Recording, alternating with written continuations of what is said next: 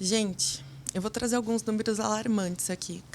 Kaspersky Labs identificou que 84% dos incidentes começam com engenharia social.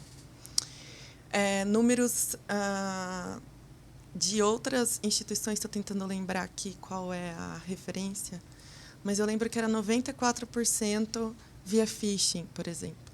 Então, quando a gente está falando de um incidente, como que ele começa? Voltando lá que eu falei do WannaCry, né? A gente olhou que era uma vulnerabilidade dentro do Samba ali, da Microsoft. Mas como que essa vulnerabilidade poderia ter sido corrigida 6 meses antes do WannaCry existir? A Microsoft já tinha lançado patch 6 meses antes. Por que não aplicou? Conscientização. Então, ali, dentro de um incidente que era, entre aspas, tecnológico, né? Uma falha. O fator humano era o fator humano veio antes. O fator humano veio antes. Se a equipe de TI tivesse sido instruída, aquilo não teria acontecido. Então, como que, por exemplo, um ataque acontece? Pode ser via LinkedIn, impersonating, né, que seria se passar por um executivo, se passar por alguém da organização. Phishings, né, em geral, de todos os tipos, smishing, phishing, enfim. A engenharia social, ela é a maneira com que a maioria dos ataques acontecem, e não sou eu de novo falando, né? Kaspersky Labs. Né? Então, a engenharia social, ela é a porta de entrada do ataque na organização. Então, se a gente não trabalha esse assunto, se a gente não trabalha muito bem a mente das pessoas para não ser manipulada, porque a engenharia social é puramente manipulação, né?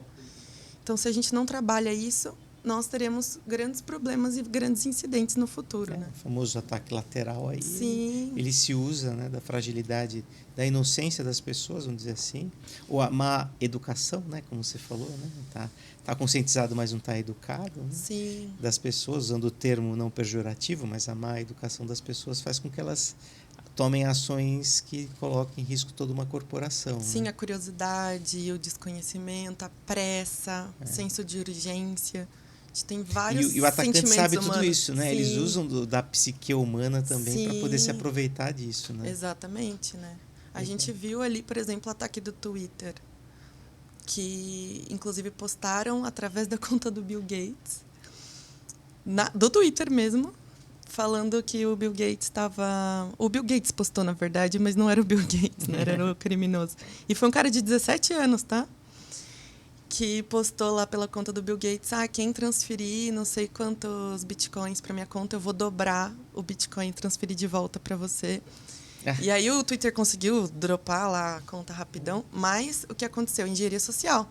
Ele ligou para um funcionário do Twitter, porque ele conseguiu um número através do LinkedIn, conseguiu se passar por uma pessoa, não sei se da TI, algo do tipo, e conseguiu escalar privilégio e conseguiu chegar lá no Customer Service do Twitter e, através disso, do computador que tinha acesso às contas, né, por questão de manutenção, enfim, ele postou na conta do Bill Gates, para vocês terem noção isso. Foi só sobre engenharia social. Tem. A gente tem um caso, acho que eu já contei no outro podcast.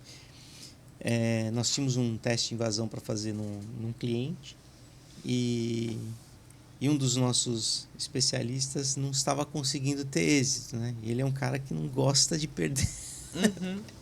Aí estava dentro do nosso contrato a possibilidade de fazer engenharia social, né? E aí ele fez a engenharia social da pior forma, né? Ele invadiu a empresa, né? Fisicamente. E como ele fez para invadir, né?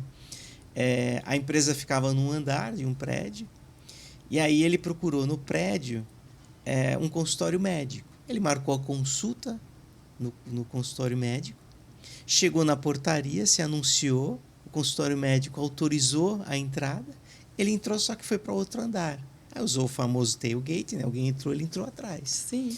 E lá ele colocou um pendrive em uma máquina e foi embora. Só isso que ele fez. Exatamente. E aí invadiu toda a empresa. Eu tenho um caso disso que não foi teste, foi real. Real, né? Uma empresa que eu trabalhei, um cara se passou pela manutenção e, na época, a empresa não tinha política de crachá. Obviamente, depois disso, começou a ter. Não tinha política de crachá. Tá aí também a importância de não postar foto do crachá na internet, né? Pra ninguém roubar a imagem. Muita gente coloca, né? Fui Sim, contratado. e já foto do crachá. E aí ele invadiu, fingindo que era da manutenção, e pegou 7 notebooks da Mac. Pegou 7 MacBooks e foi embora. Levou embora. Que show, né? Falou que estava fazendo manutenção. Dizem, né, que para você entrar em qualquer lugar é só você parar com um carro utilitário, com uma escada, pegar uma escada e entrar, né? O pessoal, a manutenção. E já aconteceu também da pessoa sair com o crachá para ir almoçar e um cara passou de moto e puxou o crachá. Roubou da o pessoa. crachá, né? Pra Essa